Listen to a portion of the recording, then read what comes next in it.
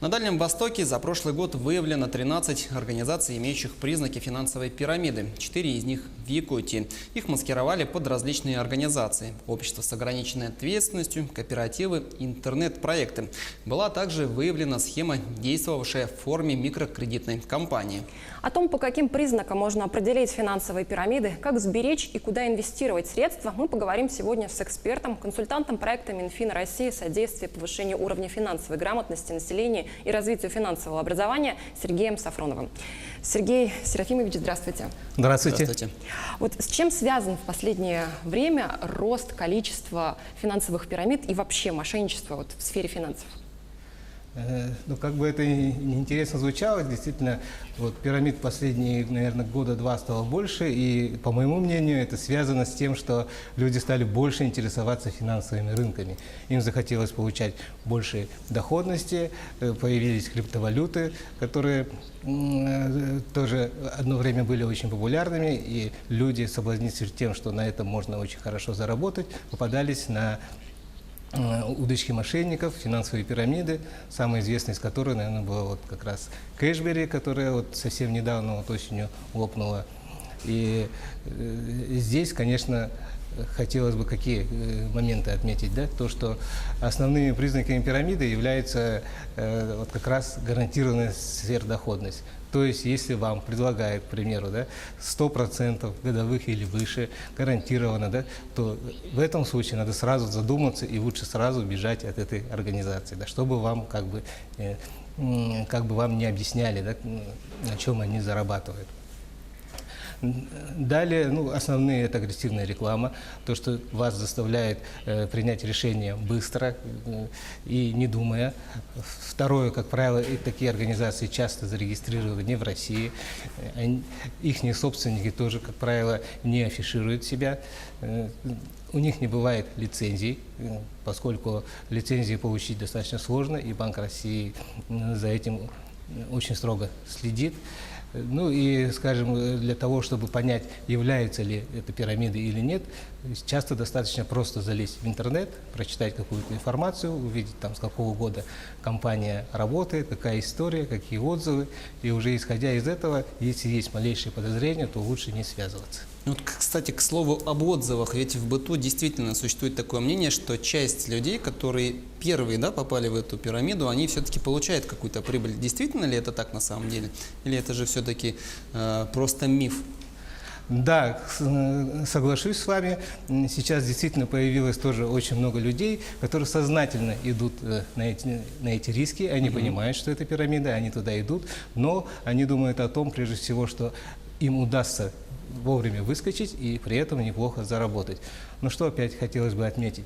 Как правило, такие легкие деньги, они не приносят, скажем, какие-то существенные плюсы, и люди их либо быстро тратят, либо как-то все равно теряют. Вот, недавнее я как раз интервью видел в ЕКТ, по-моему, там была такая известная инвестор Олеся, которая привлекала тоже Кэшбери, да, и выпустила такое интервью слезливое о том, что у ней сейчас денег нет, все закончилось, и еще дополнительно умудряется просить у людей какой-то благотворительной помощи. Вот проблема же еще в том, что население не всегда понимает, является это финансовой пирамидой или нет, потому что в интернете достаточно много отзывов, как там положительных бывает, так и негативных. Может быть, есть вот какой-то орган, где можно получить официальную информацию? Ну, вот как раз последние 2 года Банк России стал обращать внимание именно вот на те организации, которые не имеют лицензии, но в то же время привлекают деньги населения. До этого он больше все-таки занимался именно теми компаниями, которые находятся под юрисдикцией Банка России, это банки, брокеры и так далее. Здесь же он решил действовать превентивно, и эта тенденция, она сразу стала заметной. С той же Кэшбери, например, банк подал по своей инициативе в прокуратуру для проверки этой компании, и сейчас тоже пытается действовать превентивно. Ну, вообще, в чем сложность в пресечении именно вот этих деятельности подобных таких организаций, как со стороны правоохранителей, так и со стороны Банка России? Ну, прежде всего в том, что когда компания работает вне правового поля, соответственно, и когда еще нет пострадавших, правоохранительным органам и Банку России очень сложно доказать какой-то там ущерб, поскольку нет пострадавших, нет заявлений, компания вроде как работает, выполняет свои обязательства, но что реально за этим скрывается, да, что действительно здесь есть уголовное правонарушение, это достаточно сложно доказуемо. Вот одной из причин, почему люди ведутся, да, на мошеннические схемы, наверное, является тот факт, что у нас не совсем развита финансовая грамотность. Вот насколько, на ваш взгляд, наш народ финансово подкован?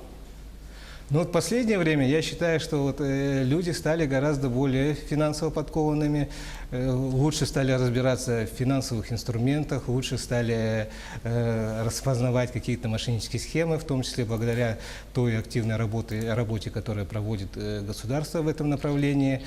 Но что бы я хотел подчеркнуть, что финансовая грамотность – это более широкое понятие. Она состоит как из знаний, тех же инвестиционных инструментов, там, не знаю, правил финансовой безопасности, инфляции и так далее, так и из других понятий, таких как, к примеру, навыки определенные, да, и установки. Что я имею в виду под навыками? Да? Навыками это, к примеру, постоянно вести свой семейный бюджет. Да? Почему это важно? Потому что, скажем, даже если человек все знает, в пирамиды не вкладывается, как правило, очень малое количество людей ведет свой семейный бюджет. А на самом деле вот именно вот это является залогом того, что в будущем, да, скажем, особенно сейчас, когда вот непонятная перспектива с пенсии и так далее, да, вот что должно составить его как бы основу. По установкам, что я имею в виду, опять-таки, это привычка инвестировать все-таки, да, несмотря на все вот такие вот пирамиды и так далее, есть вполне нормальные инструменты, есть банковские депозиты, как самый такой консервативный инструмент, который помогает, скажем, больше сберечь, чем нарастить доход, но в то же время спасает деньги от инфляции. И более сложные – это инвестиции, допустим, на фондовом рынке, это акции, облигации, это недвижимость, да, если у вас более крупные суммы.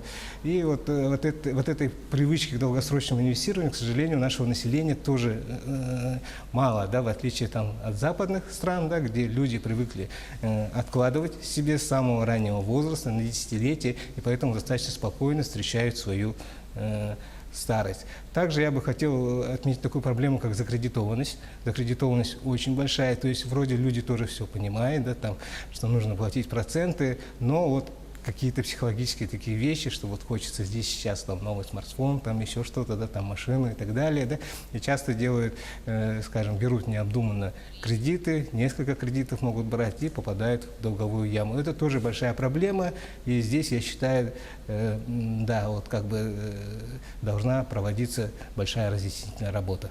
Сергей Серафимович, ну есть ли какой-то сравнительный анализ по регионам, насколько якутяне финансово грамотны, насколько они активны по вступлению в финансовые пирамиды, то есть какое-то место мы занимаем среди регионов? Есть ли такие данные?